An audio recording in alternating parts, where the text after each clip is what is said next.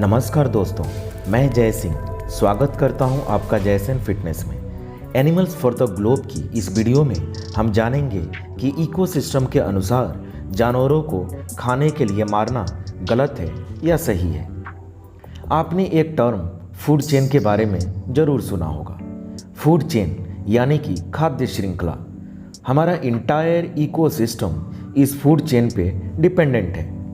सभी जानवर और हम इंसानों की एनिमल किंगडम की कैटेगरी में रखा गया है, जिन्हें फूड रिसोर्सेज के अनुसार पे 3 खंडों में बांटा गया है।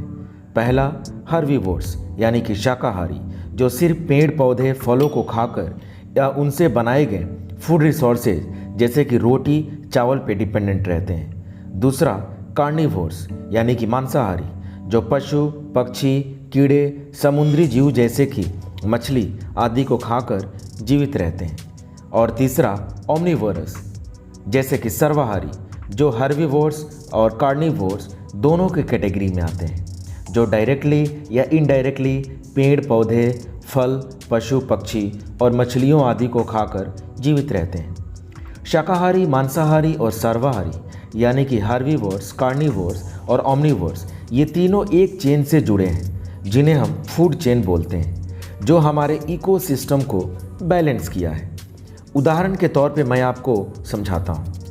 एक ग्रासहोपर घास को खाता है, उस ग्रासहोपर को चूहा खाता है, उस चूहे को एक सांप खा जाता है, उस सांप को एक वाज या चील खा जाता है।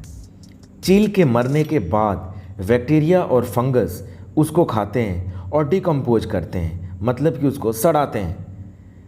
उसको डिकम्पोज करके मैन्योर बनाते हैं, जिसे घास पेड़ पौधे खुद की ग्रोथ के लिए यूज करते हैं, और इसी कंप्लीट चेन को फूड चेन बोलते हैं। लेकिन ज़रा सोचिए, क्या होता जब चील या बाज के पास सिर्फ सांप खाने का ही ऑप्शन होता? तब तो इस धरती पे सांप बचते ही नहीं। ऐसे में हमारा इकोसिस्टम पूरी तरह से बिगड़ सकता था। लेकिन कुदरत की भी अलग ही करिश्मा है।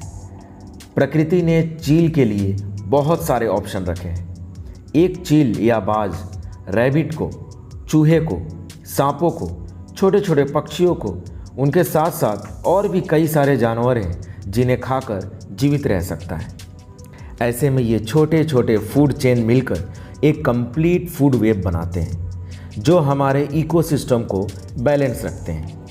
पशु पक्षी पेड़ पौधे तो अपना अपना काम कर रहे हैं, लेकिन शायद हम इंसान प्रकृति के द्वारा दी गई फूड चेन की रिस्पॉन्सिबिलिटी को सही तरीके से नहीं निभा पा रहे हैं। हम इंसान भी इस फूड वेब का एक बहुत ही अहम हिस्सा हैं, और प्रकृति के द्वारा बनाए गए हम सबसे बुद्धिमान प्राणी हैं, जो हमें कुदरत के प्रति बहुत ज़्यादा रिस्पॉन्सिबल बनाती है।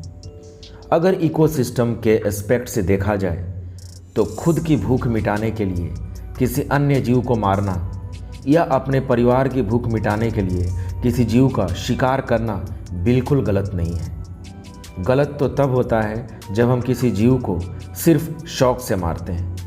हमारे इकोसिस्टम में कोई भी जानवर किसी अन्य जानवर को तब तक नहीं मारता जब तक कि वो भूखा ना हो।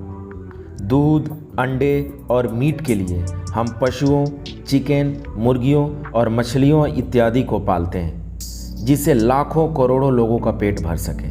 और ऐसा करना बिल्कुल गलत नहीं है, क्योंकि ऐसा करने पर हमारे प्रकृति को नुकसान नहीं होता है, जब तक उनके प्रोडक्ट्स को फैक्ट्रियों में पैकेजिंग के लिए न ले जाया जाए।